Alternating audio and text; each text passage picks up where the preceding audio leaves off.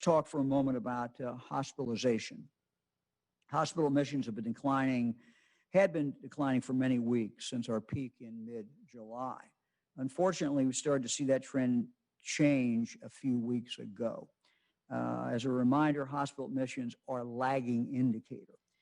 The data comes a little later as folks in the hospital go to some hospital for something that they need particularly that kind of care. So let's look at several of these. This is number of hospital admissions, and you can start to see a trend. This starts over here in April, goes all the way across. If you can't read, it goes to the week that we are into now.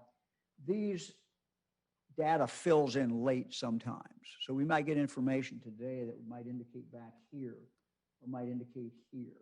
And so it's probably best not to look at this week because it hasn't filled in fully. But you do start to see a trend going up a little bit, not marked on there yet, but we see that trend. Our data team showed me some things this morning I want to share with you, and they've taken hospital admissions and they've really come up with different ways of looking at this. This is hospital admissions by age. As we said earlier, in August and September, spread among the young and healthy, we are afraid will eventually impact those who are older and more vulnerable. The average age of COVID cases, and this has gone up, and unfortunately, so has the average age of hospitalizations. So this is a relatively new trend. In fact, in recent weeks, Ohioans 60 and older now account for about 70% of COVID hospital admissions. This is considerably higher than the 50% that we saw in July.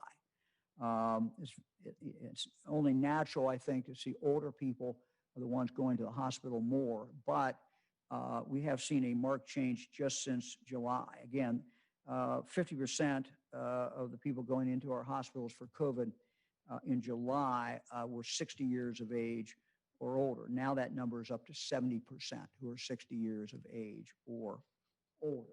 So again, you can kind of see, and we'll make this available on our web page as well. What you see, the colors, the darker red, purple. This would be 70 to 79. This would be 80 plus. So you can look at these colors. And these are the two interesting. They're all interesting, but you can look at these two colors, and what you will see is that the older population, is taking more percentage of those cases going to the hospital of that population. Eric, let's look at the next one. This is hospital admission by county type. So we break it down into urban counties, suburban and small metro, and rural counties. And what we're starting to see here, what we are seeing here is the red, the rural, again, comprise more of the total number of COVID cases, COVID admissions into hospitals, people with COVID who are going into hospitals. And so these are just interesting trends. More rural, we're seeing it more rural, and we're seeing it older. And now let's look, another way of looking at this is percentage of hospital admissions by region. And again, these are the regions. You'll be able to pull this down, and you can just kind of make your own conclusions here. But the green, which is region 1, northwest Ohio.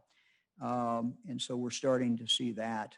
We're seeing relatively fewer residents of the Cleveland-Columbus area being admitted with COVID. At the same time, our 3 western regions, 1, 3, and 6.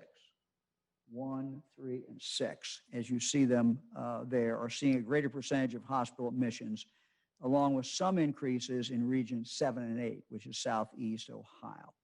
I will make it clear, all of our regions have adequate capacity remaining in the hospitals.